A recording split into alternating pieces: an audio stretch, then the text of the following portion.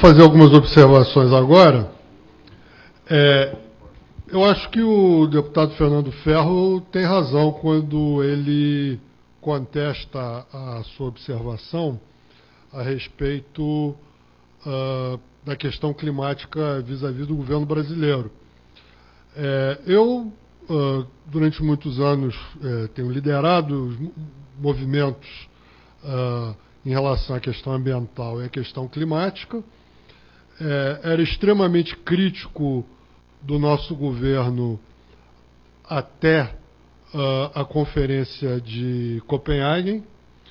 Na Conferência de Copenhague, na minha opinião, por influência do contexto político criado pela campanha eleitoral, de preparação da campanha de 2010, houve uma evolução significativa do governo brasileiro no seguinte sentido. Em primeiro lugar, passou a aceitar que todos os países, inclusive os países em desenvolvimento, tivessem metas obrigatórias de redução de emissões.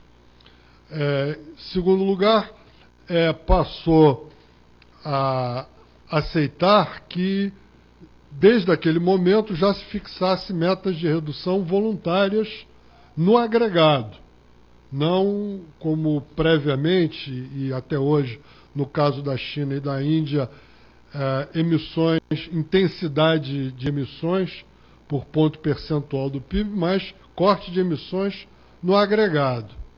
E a partir de 2005, o Brasil teve uma ação simplesmente espetacular em termos de redução do desmatamento. 70% do desmatamento da Amazônia foi reduzido. E hoje nós temos praticamente alcançadas as metas voluntárias que o Brasil se dispôs a perseguir na reunião de 2009 em Copenhague, na Conferência de Copenhague. O Brasil praticamente já está muito perto de ter reduzido os 36% a 38% de emissões vis-à-vis ao ano de 2005, que é a meta que o Brasil se fixou de forma voluntária em Copenhague. Então, o Brasil é o único dos países em desenvolvimento, até agora, que, de fato, reduziu emissões no agregado. E tendo conseguido isso a partir da redução do desmatamento. Evidentemente, isso é uma parte da verdade. Também é verdade que é mais fácil reduzir emissões de natureza florestal, embora não seja tão fácil assim, mas é mais fácil do que um país como a China mudar a sua matriz energética do carvão para energias limpas. Mas, de qualquer maneira, não se pode, de forma nenhuma, subestimar o esforço que o Brasil fez. Evidentemente, novos desafios nos aguardam. Se até poucos anos atrás 70% das emissões brasileiras eram provocadas por desmatamento, hoje 1/3 é desmatamento, 1/3 é agricultura e 1/3 já é energia. E o Brasil corre o risco de ver as suas emissões novamente começarem a subir a partir do ano de 2020. Pelo menos são as projeções que a gente trava.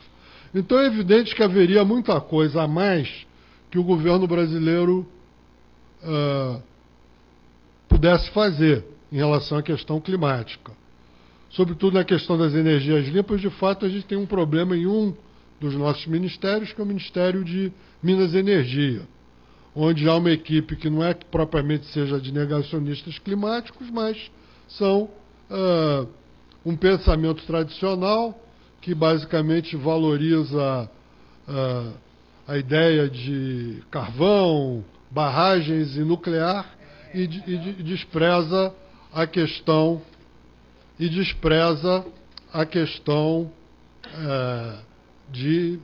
da energia solar e subestima a energia eólica. Mas, então, pode-se dizer que existe, dentro do governo brasileiro, como em diversos outros governos, uma luta interna entre setores que querem levar a sério a questão climática e outros que não é que a neguem. Existe o negacionismo climático no Brasil, sem sombra de dúvida, mas não tanto no governo. Não há discurso governamental que negue a existência do aquecimento global. Existe esse discurso na mídia. A revista Veja, por exemplo, órgão oficial do Partido Republicano dos Estados Unidos, há pouco tempo atrás fez uma grande reportagem do negacionismo climático. De vez em quando sai um artigo, existem alguns professores de universidade que buscam 15 minutos de fama, mas é um fenômeno similar ao que existe nos Estados Unidos, há quem o banque, e também as pessoas sabem que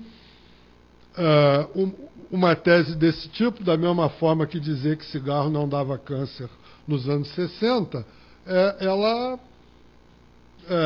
faz com que os holofotes da mídia se fixem sobre o autor, né, de tão insólito discurso. Então, tenho visto aí uma série de figuras de segunda ou terceira linha em algumas universidades a pretenderem que esse discurso. Mas o fato é que 98% dos artigos em todas as publicações científicas do mundo claramente admitem, com algumas dúvidas em relação a aspectos, né, outros específicos, né, qual é o peso exponencial do metano que está sendo liberado no Oceano Ártico.